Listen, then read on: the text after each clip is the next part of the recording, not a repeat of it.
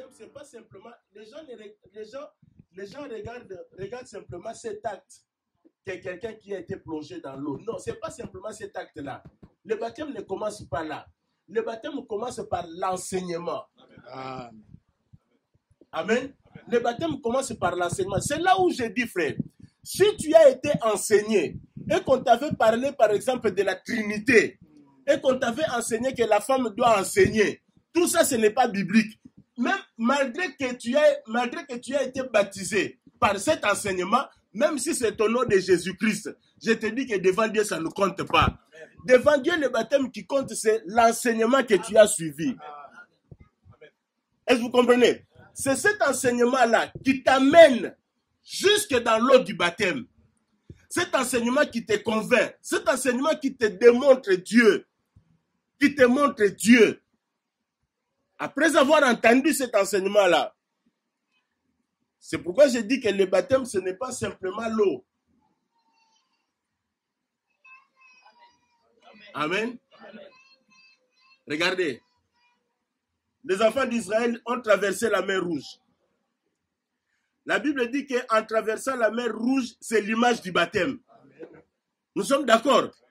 Mais l'image du baptême, c'est ce que la Bible dit. C'est l'image du baptême.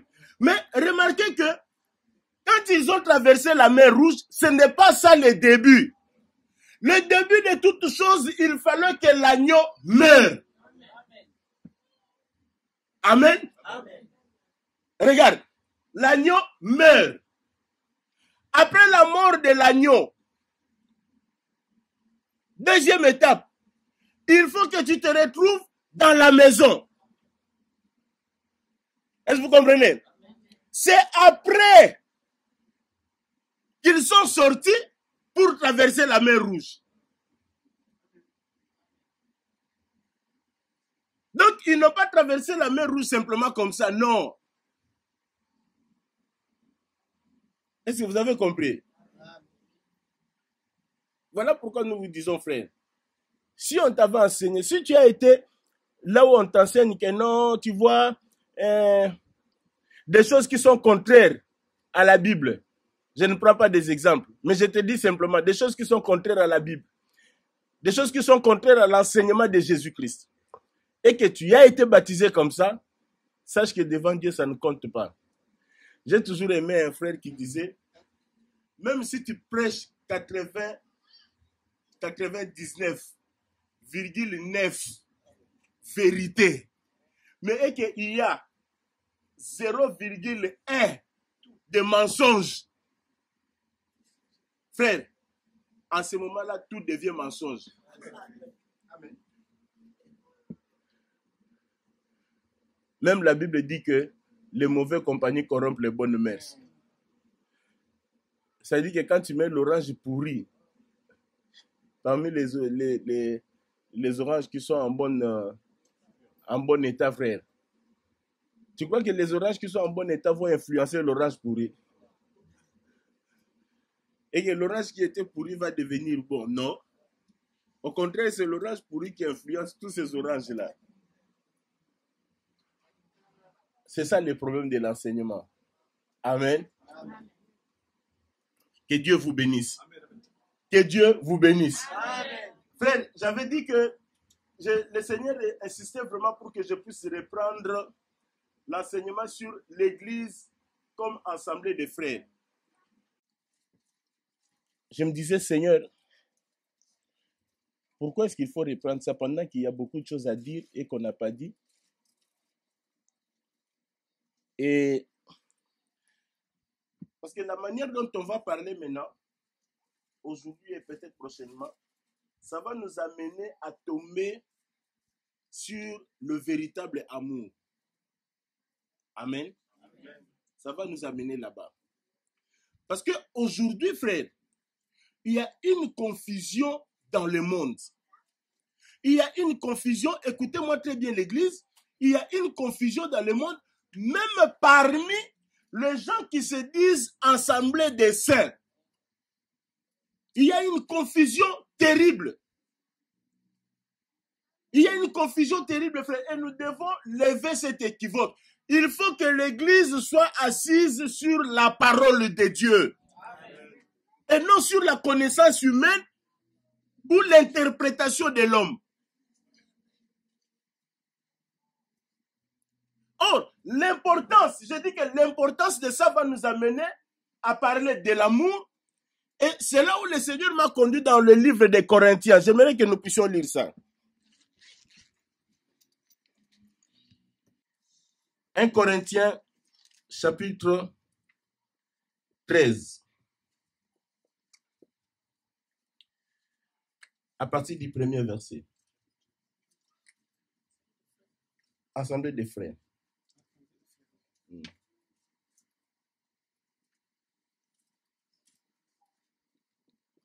1 Corinthiens, chapitre 13.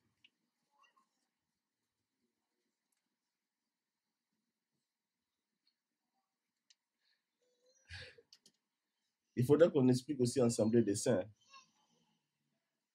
Parce qu'aujourd'hui, il y a une confusion telle que l'Assemblée des saints est devenue comme une identité, marque déposée, c'est-à-dire que toi tu pries où? J'ai pris dans l'Assemblée des saints, évangile éternel. L'évangile éternel. Si tu dis la sainte doctrine, c'est comme si tu n'as rien dit. Il faut qu'on explique tout ça, frère. Vous voyez comment est-ce que les gens sont en train de sortir. 1 Corinthiens chapitre 13. On avance. Je lis. Écoutez ce que Paul dit. Quand je parlerai les langues des hommes et des anges. Là, j'ouvre une parenthèse pour dire à ceux qui étaient avec nous le vendredi, quand on avait expliqué la langue, le don de langue qui est compréhensible, que l'autre peut écouter dans sa langue maternelle, et on avait aussi expliqué le don de langue qui est une langue que les gens ne comprennent pas et que toi tu ne comprends pas, c'est-à-dire que tu dis des mystères. Voilà pourquoi Paul explique dans 1 Corinthiens 13, il commence par dire qu'il sépare les deux langues. Vous voyez cette séparation? Quand je parlerai les langues des hommes et des anges, il sépare ça. Si je n'ai pas la charité, je suis un airain qui résonne ou une cymbale qui retentit. Si je n'ai pas l'amour, c'est-à-dire que je peux parler la langue des hommes, une langue que les gens écoutent et comprennent, et la langue des anges que les gens ne comprennent rien. Si je n'ai pas l'amour, je suis un airain qui résonne ou une cymbale qui retentit. Et quand j'aurai le don de prophétie, tu as un don de prophétie, quand tu donnes des prophéties, c'est exact. Toutes les prophéties que tu donnes sont exactes. Je suis dans la lecture. Quand j'aurai la science de tous les mystères et toute la connaissance, quand j'aurai même la foi jusqu'à transporter des montagnes, si je n'ai pas l'amour, je ne suis rien. Amen. Amen. Ça c'est Paul, le grand Paul. Si je n'ai pas l'amour, je peux avoir la prophétie. Je peux avoir le don des miracles. Même toute la connaissance d'interpréter les Écritures. J'interprète les Écritures. Quand j'interprète, c'est le feu qui sort. Quand j'interprète, c'est la lumière qui vient. Mais Paul dit que si j'ai tout ça et que je n'ai pas l'amour, je ne suis rien. Et vous comprenez, frère? C'est pourquoi je dis à l'église aujourd'hui, le danger que nous avons devant nous, le danger qui nous guette, c'est de rechercher la connaissance, rechercher la sagesse, rechercher l'interprétation, mais sans amour. Or, ce que l'homme doit rechercher avant, C'est d'abord cet amour que Dieu nous demande. Maintenant, dans cet amour-là, tu ajoutes la connaissance. C'est ce que Dieu veut. Voilà pourquoi, frère, c'est important de parler de l'ensemble des frères, parce que vous allez remarquer que quand on parlera du frère, on touchera l'amour. Parce qu'un frère, ce n'est pas n'importe qui, je vous avais déjà expliqué ça, on est en train de reprendre. On va reprendre les choses qu'on avait dit.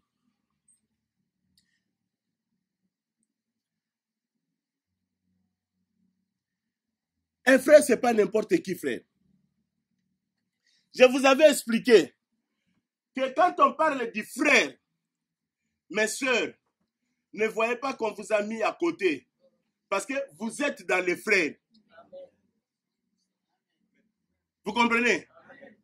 Quand on parle du frère, quand Paul parle du frère, même quand les Écritures parlent du frère, les sœurs, vous êtes là.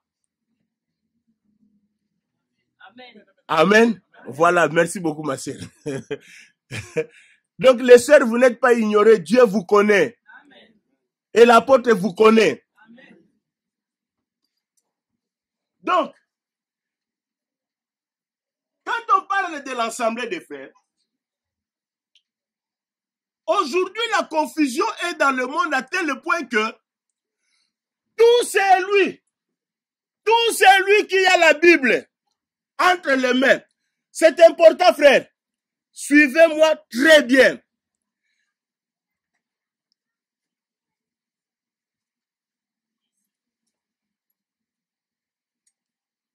Tout celui qui a la Bible entre les mains, tout celui qui va dans une église, c'est un frère. Automatiquement, il est appelé frère. Si on sait seulement que tu pries, ah, frère, même ton nom, avant qu'on appelle ton prénom, on commence par frère. Pourquoi? Parce qu'on sait que tu pries et que tu vas dans une église.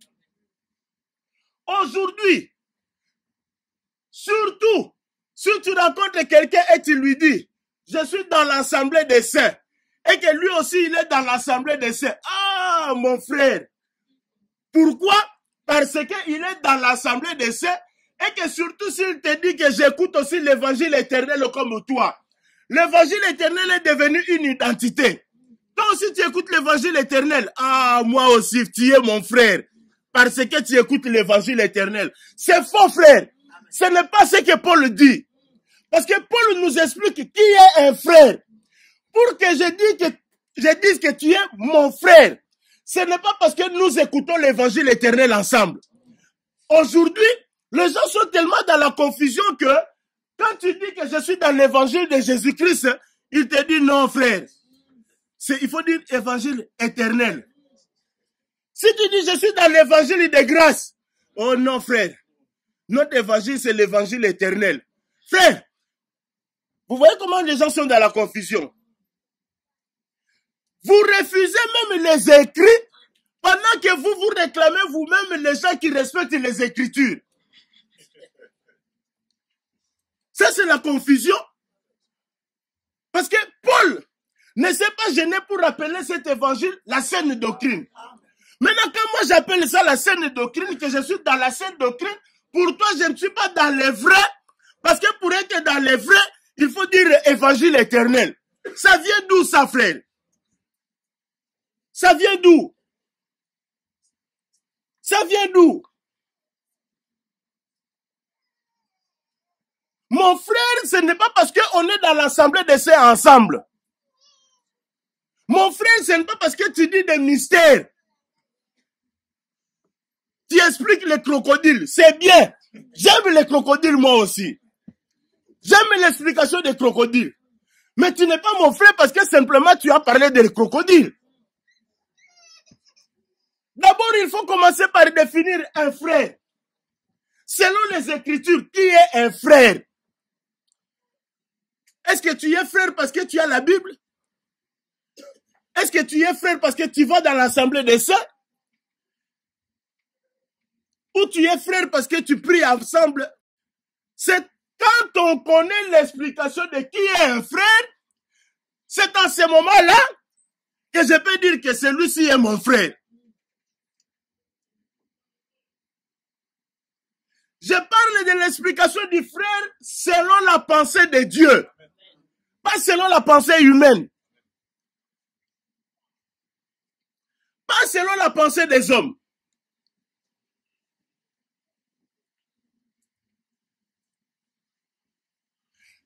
Nous lisons comment est-ce que Paul définit un frère. Paul nous définit. Il nous explique qui est un frère. Est-ce que l'église est avec moi? 1 Corinthiens. Je suis dans 1 Corinthiens chapitre 5. 1 Corinthiens chapitre 5.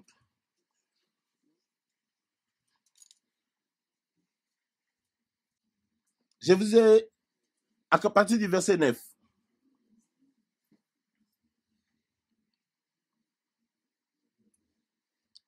Écoutez ce que Paul dit. Je vous écris dans ma lettre de ne pas avoir de relation avec les impudiques. Frère, je lis ça, je vais lire ça. Je ne suis pas un Français.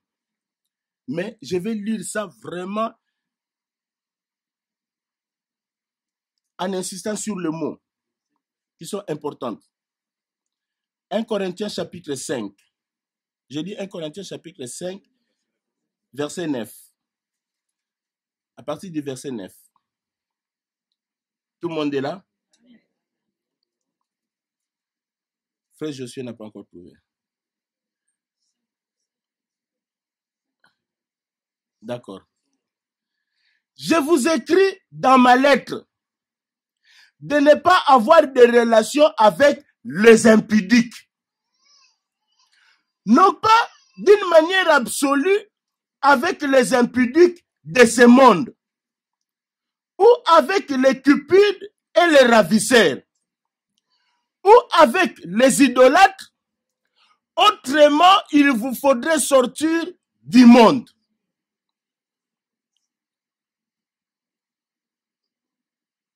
Maintenant, ce que je vous ai écrit, c'est de ne pas avoir de relation avec quelqu'un qui, se nommant frère, est impudique, ou cupide, ou idolâtre, ou outragé, ou ivrogne, ou ravisseur, de ne pas même manger avec un tel homme. J'ai pas entendu beaucoup d'amen parce que c'est comme si c'est dur. Hein? C'est fort. Hein? Paul dit ceci. Je vous interdis d'avoir des relations avec les impudiques.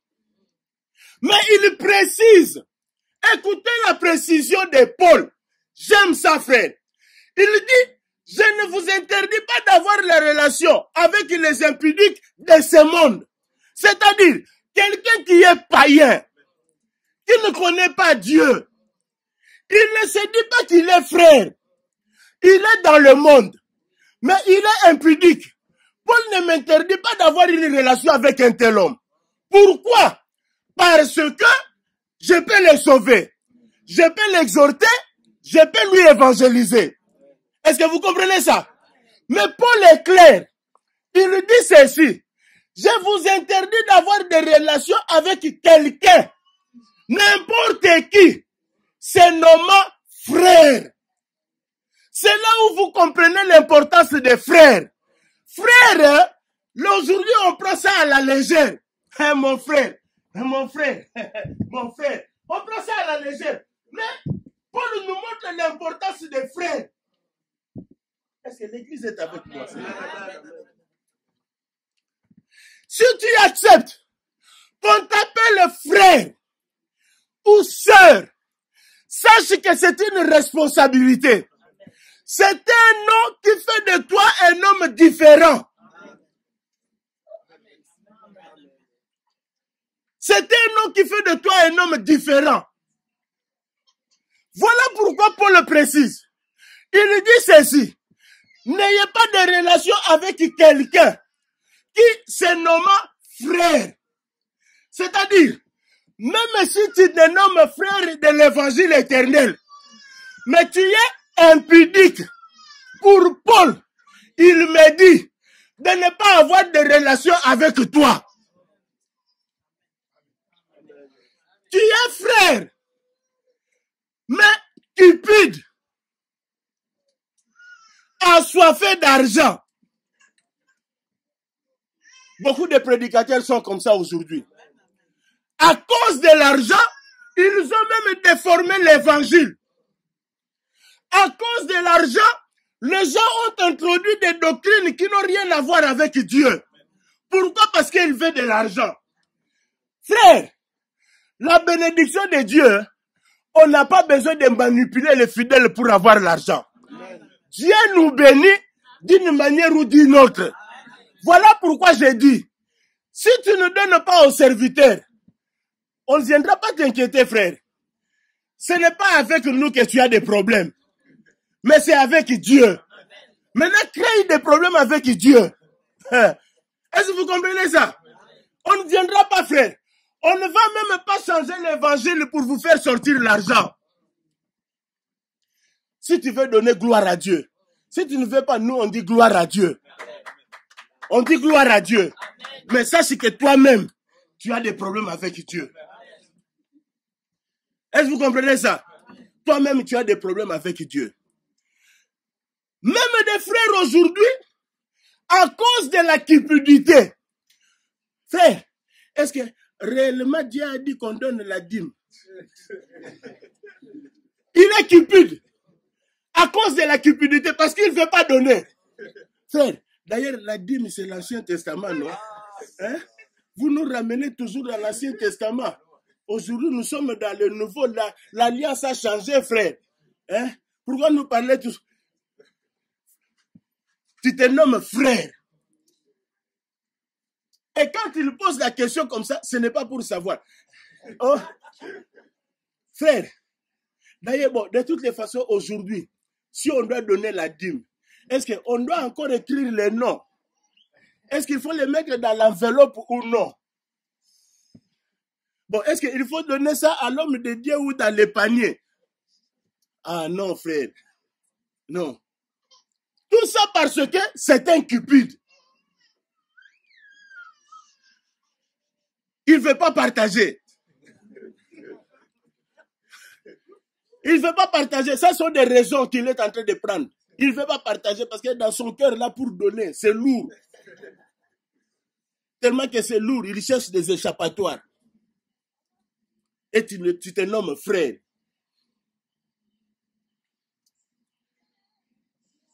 De ne pas avoir de relation avec quelqu'un qui se nomme frère. Et ivrogne. Un frère, une soeur, dans l'ivrognerie. Paul dit, n'ayez pas de relation avec un tel homme. Paul m'interdit. Est-ce que vous comprenez ça, frère?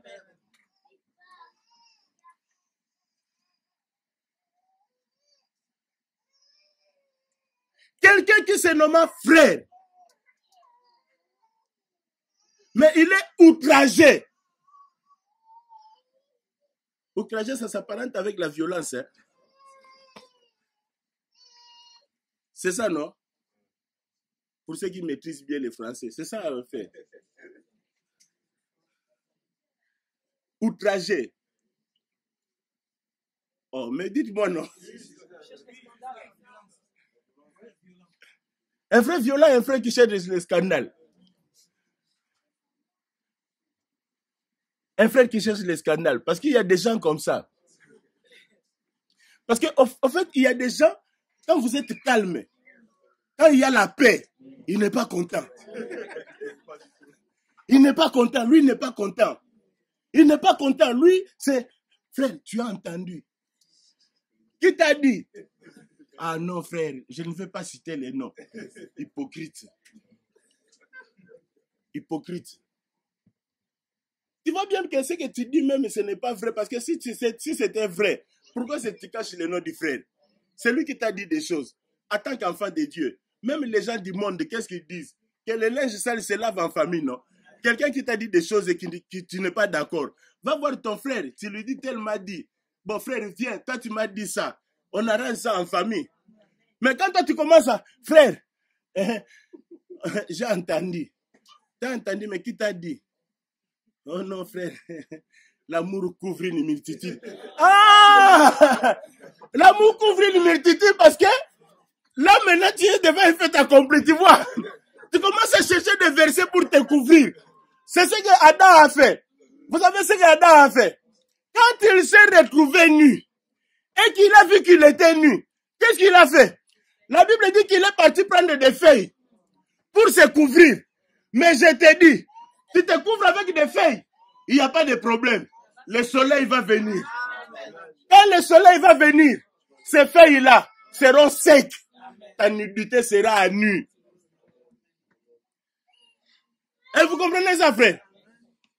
Paul est clair. Quelqu'un qui se nomma frère est encore ivrogne. Pour Paul, il n'y a pas de compatibilité entre impudicité et frère.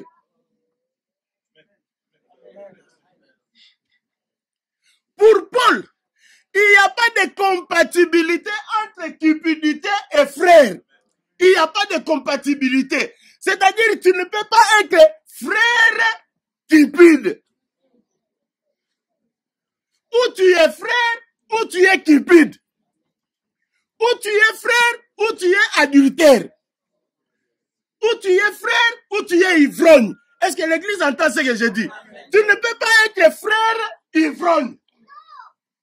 Parce que frère ivrogne, pour Paul, ça n'existe pas. Ça n'existe pas. C'est là où nous disons, frère. C'est là où nous disons, frère, malgré les révélations que tu peux avoir, malgré l'éloquence que tu peux avoir, quand tu prêches, les gens sautent. Mais adultère, pour Paul, c'est impossible. Et Paul nous interdit d'avoir des relations avec de tels hommes. Je ne les appelle pas des frères, j'ai dit de tels hommes. Paul nous interdit. Je ne parle pas de ceux qui bronchent. Ça peut arriver de broncher. Je vous avais déjà expliqué ça, frère. Comment c'est possible? Tu bronches. Frère, excusez-moi, j'ai bronché. On te pardonne. 3 jours après, frère, je ne comprends pas, je n'ai pas compris. J'ai encore bronché. Frère, toi aussi. On prie. Quelques semaines après, frère, pasteur, écoutez, ça c'est une parenthèse. Hein. Si un frère ou une sœur vient confesser ses péchés chez toi, frère, renvoie juste chez les ministres. Est-ce que vous comprenez ça? On va vous démontrer que dans l'écriture, ça ne se passe pas comme ça. Ça ne se passe pas comme ça.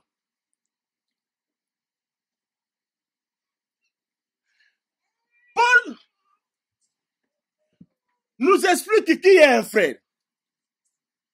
Un frère,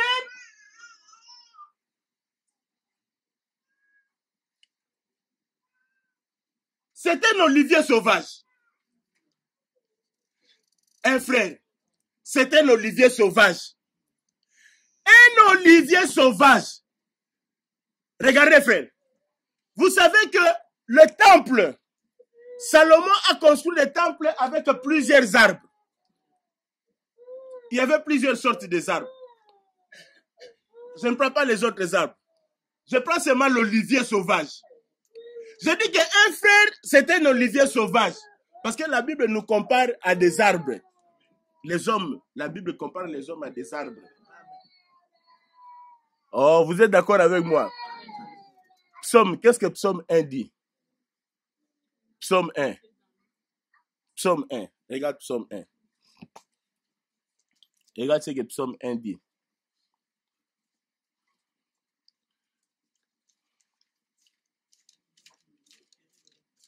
Psaume chapitre 1.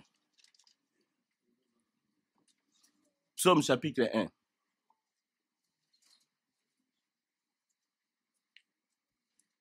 Heureux l'homme qui ne marche pas selon les conseils des méchants, qui ne s'arrête pas sur la voie des pécheurs et qui ne s'assied pas en compagnie des moqueurs, mais qui trouve son plaisir dans la loi de l'Éternel et qui la médite jour et nuit.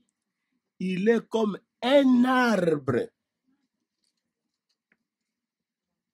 Vous avez vu ça? Donc,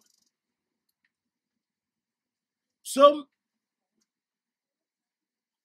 interprète l'arbre comme un homme. Amen. C'est là où je dis que les frères sont des oliviers sauvages. Regardez, frères. Regardez ce que Salomon a fait. Pour construire les temples, il avait besoin de plusieurs matériels. Mais je prends l'olivier sauvage. L'olivier sauvage, cet arbre sort dans la forêt. Est-ce que vous comprenez? C'est-à-dire, il sort dans la forêt. D'ailleurs, le mot est clair, hein? L'olivier sauvage. C'est un sauvage, non? Il sort en désordre, il grandit en désordre, il n'y a pas de loi. Et vous comprenez? Il est sous l'autorité de personne. Et la Bible dit, c'est ce que nous étions. Parce que Paul, dans le livre des Romains, chapitre 11, on lit chapitre 11, Romains.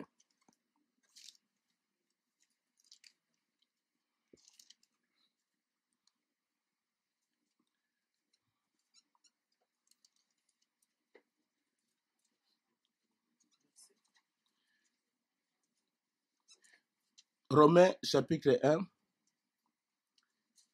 je prends à partir du verset 16. 11, pardon. Romains chapitre 11. Verset 16, à partir du 16e verset. Or, est-ce que vous avez trouvé?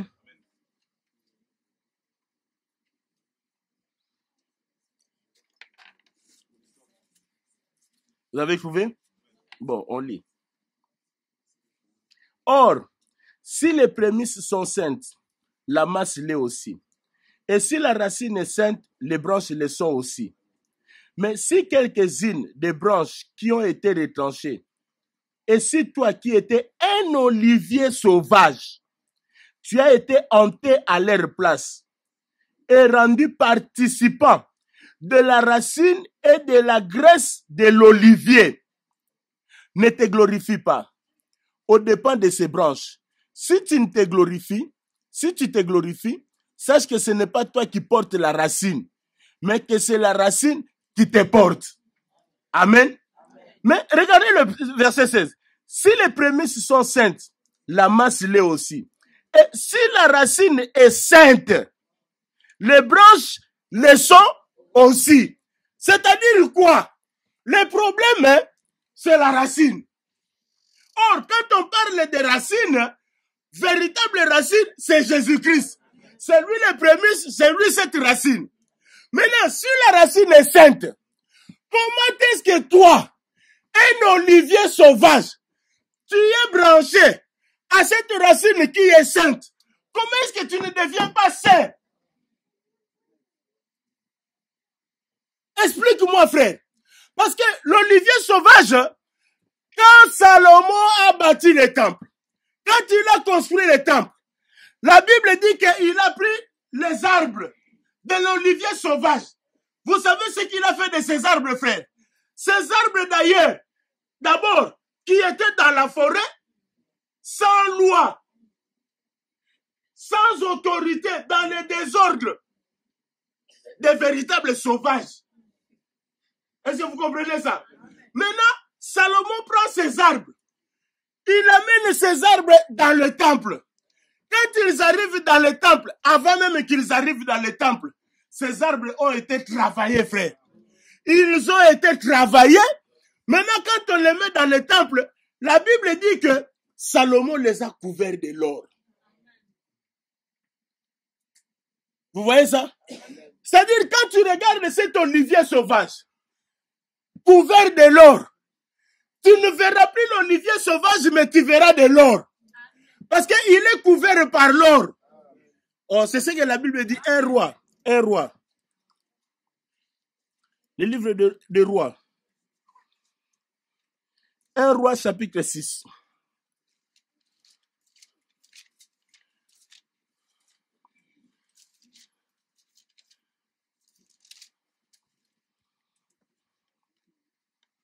Un roi chapitre 6.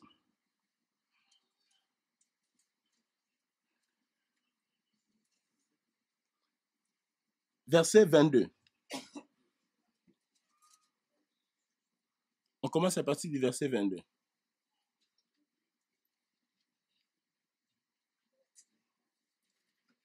Il couvrit d'or toute la maison. Amen. La maison tout entière. Et il couvrit d'or tout l'autel qui était devant le sanctuaire. Amen. Verset 23. Il fit dans le sanctuaire des chérubins de bois d'olivier sauvage, ayant 10 coudées de hauteur. Chacune des 2 ailes de l'un des chérubins avait 5 coudées, ce qui faisait 10 coudées de l'extrémité d'une de ses ailes à l'extrémité de l'autre. Le second chérubin avait aussi 10 coudées. La mesure et la forme étaient les mêmes pour les 2 chérubins. La hauteur de chacun des 2 chérubins était de 10 coudées. Salomon plaça les chérubins au milieu de la maison, dans l'intérieur. Leurs ailes étaient déployées. L'aile du premier touchait à l'un de mur et l'aile du second touchait à l'autre mur. Et leurs autres ailes se rencontraient par l'extrémité au milieu de la maison. Écoutez, Salomon couvrit d'or les chérubins. Amen. Verset 32. Les 2 battants étaient de bois d'olivier sauvage. Il fit sculpter des chérubins, des palmes et des fleurs épanouies. Et il les fait couvrir d'or. Il étendit aussi l'or sur les chérubins et sur les palmes.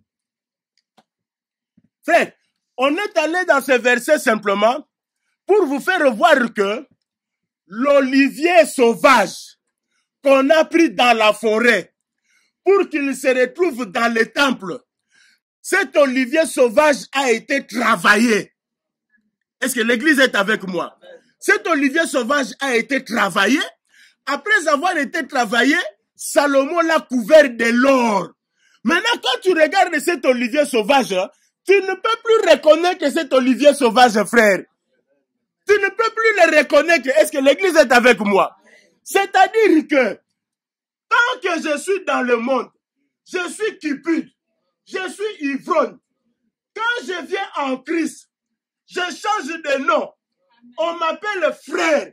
Quand on m'appelle frère, je deviens un olivier sauvage qui a été travaillé et qui est couvert de l'or.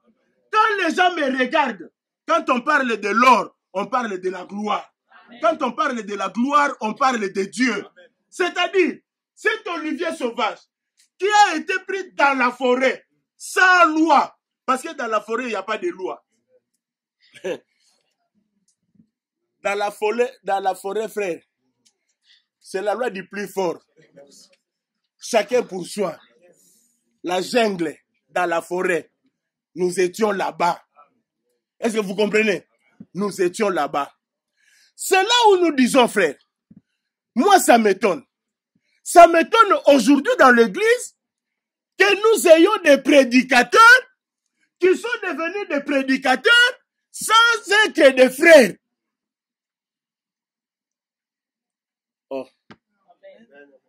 Parce que pour être prédicateur, frère, il faut d'abord que tu sois d'abord frère. Est-ce que vous comprenez ça?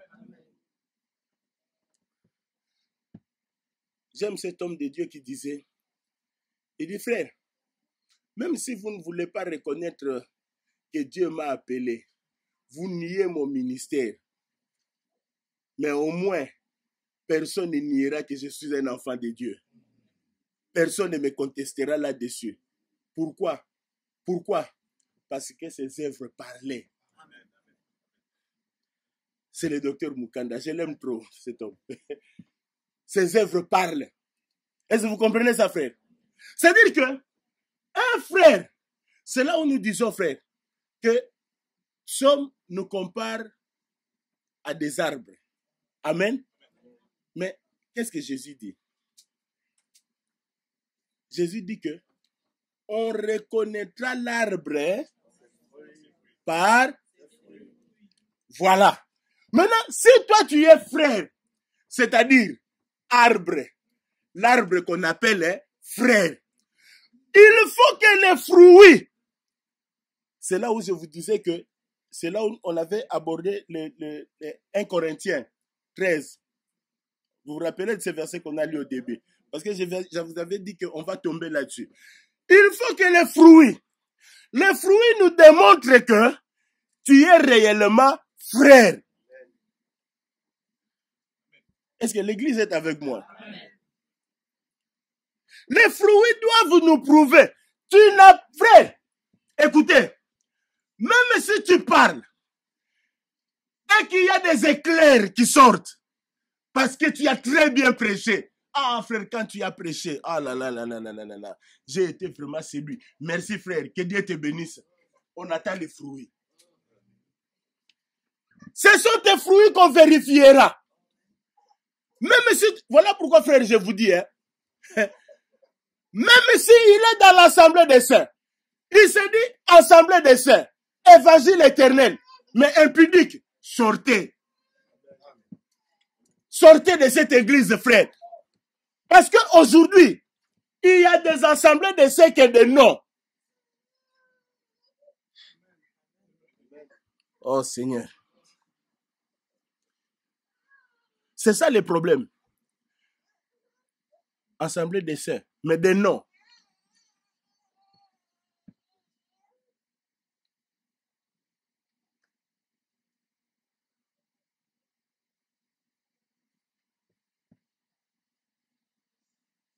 Un frère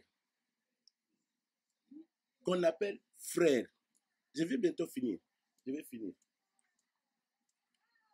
C'est un arbre. C'est par les fruits qu'on va comprendre que cet arbre est bon ou mauvais. C'est-à-dire que c'est par les fruits qu'on va comprendre que non, ça c'est un frère. Ou ce n'est pas un frère. Ou c'est un homme ou c'est quelqu'un qui se nomme frère. Vous comprenez? Il se nomme frère. Mais en réalité, ce n'est pas notre frère. Est-ce que vous comprenez ça? Maintenant, frère, c'est là où je suis en train de tirer vos oreilles pour que vous puissiez comprendre. Comment est-ce qu'on peut parler des écailles de crocodile, que ce sont des frères qui se réunissent, parce que c'est ce que Job dit, mais impudiques.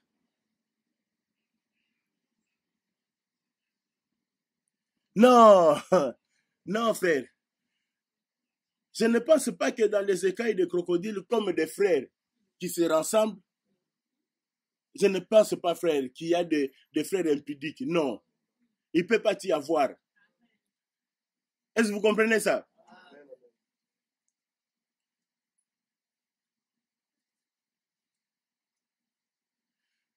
Même pour parler de assemblée des frères, c'est là où je vais finir. Frère, quand on parle de l'assemblée des frères, assemblée des frères, c'est par rapport aux vrais frères. Oh là là là là là. Tu peux être parmi nous. Est-ce que vous comprenez? Tu peux être parmi nous. Le problème, c'est de ne pas être parmi nous. Parce que tu peux même être parmi nous. Mais si tu n'es pas un frère, tu n'es pas dans notre assemblée. Est-ce que vous comprenez ça? Parce que le problème de l'assemblée, c'est quoi? Le problème de l'assemblée, c'est Dieu qui voit l'assemblée. C'est Dieu qui voit. Et le Dieu qui voit tout. Mais il te voit. Est-ce que vous comprenez? Donc, pour que tu sois membre de cette assemblée, je vous avais donné l'exemple, je vous avais dit ceci. Regardez, quand on parle de l'assemblée, par exemple, des députés, je prends l'exemple. Assemblée des députés. Frère, tu crois vraiment que toi, même si tu portes ta veste, tu portes vraiment une veste chic qui coûte $1000, tu vas aujourd'hui dans l'assemblée là-bas des députés. On va t'accepter à cause de ta veste. Pourquoi? Parce que pour devenir député, ce n'est pas un problème de veste. Il faut passer par l'élection. On va d'abord te demander, tu as été élu. Est-ce que toi, tu as été élu? Oui, j'ai été élu. Mais où? Est-ce que vous comprenez ça? Mais si ce principe-là n'a pas été respecté, tu te dis non, je suis aussi citoyen. Je suis citoyen français avec ton identité. Tu vas à l'Assemblée des députés. Je viens participer. On va d'abord se poser, ils vont commencer à se poser des questions. Mais c'est qui cet homme? Il vient d'où?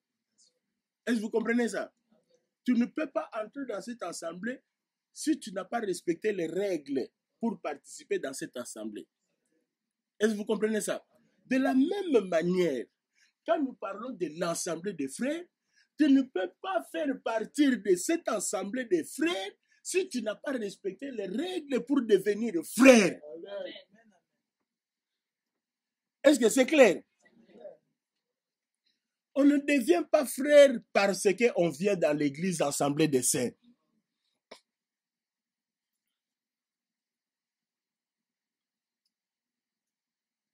Bien-aimé, je termine pour dire ceci.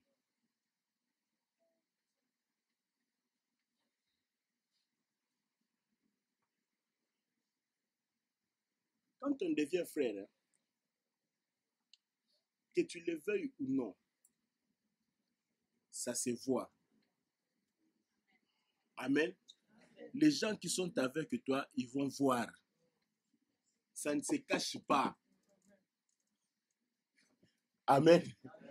Ça ne se cache pas, frère.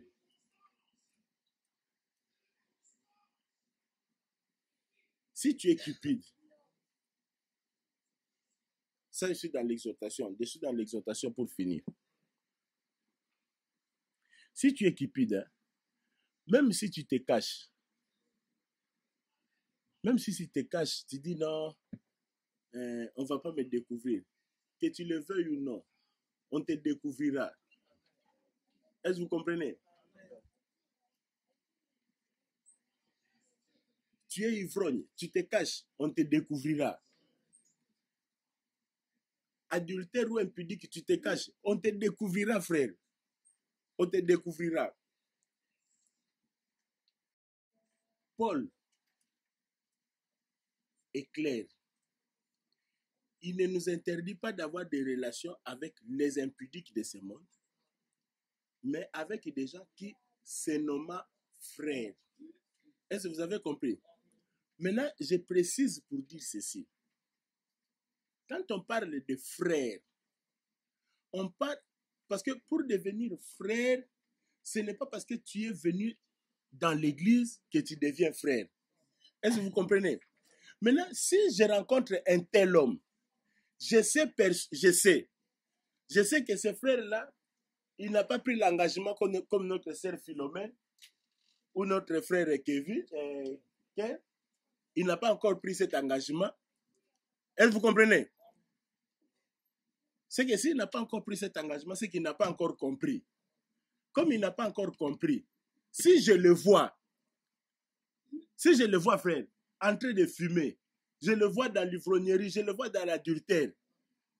Pour moi, je sais que ce n'est pas encore un frère. Est-ce que vous comprenez? Donc, je n'en ferai pas un problème.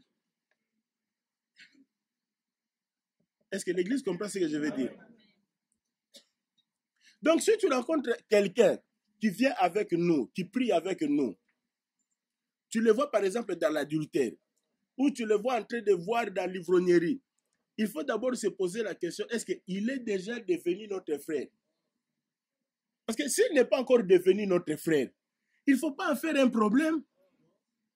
Est-ce que vous comprenez? Oh, parce que j'ai vu tel, je l'ai vu en train de boire. Non, mais vérifie d'abord. Parce qu'il ne faut pas fermer la porte du salut pour ces gens. Est-ce que vous comprenez ça? Est-ce que l'Église comprend ce que je dis? Donc, je suis simplement en train de dire qu'il faut faire la différence. Cette différence, ce n'est pas au niveau de venir à l'église. C'est-à-dire, le fait de venir à l'église, cela ne veut pas dire qu'il est devenu frère. Est-ce que vous comprenez? Donc, si je vois un tel homme, même s'il vient à l'église, mais je le vois par exemple dans la cigarette, je le vois dans l'adultère, je me dis que bon, ce frère n'a pas encore pris l'engagement, il n'a pas encore compris. Au contraire, ce que je vais faire, c'est l'exhorter, chercher à l'encourager, à lui faire comprendre les choses. C'est ce que je vais faire. Mais ici, on parle des gens qui sont dans l'église, qui a déjà fait ces procédures pour devenir frère, qui est déjà frère. Est-ce que vous comprenez? Vous voyez maintenant la différence? Vous voyez la différence? Je parle de ce frère-là qui a déjà pris l'engagement comme notre frère Ken. Il a pris l'engagement parce que là, maintenant, il est notre frère. Amen. Il était mon neveu avant. Il était mon neveu. Maintenant, il est mon frère. Est-ce que vous comprenez ça? Alors, maintenant, ce sont des gens comme ça que Paul est en train de parler. C'est par rapport à des gens comme ça que Paul parle. Donc, il faut que l'Église fasse attention et que vous puissiez faire cette différence. Est-ce que l'Église a compris? Est-ce que vous avez très bien compris?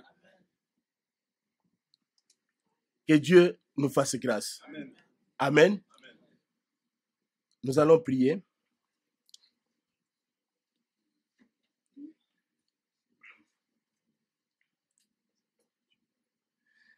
Seigneur Dieu, de tout mon cœur, je te dis merci.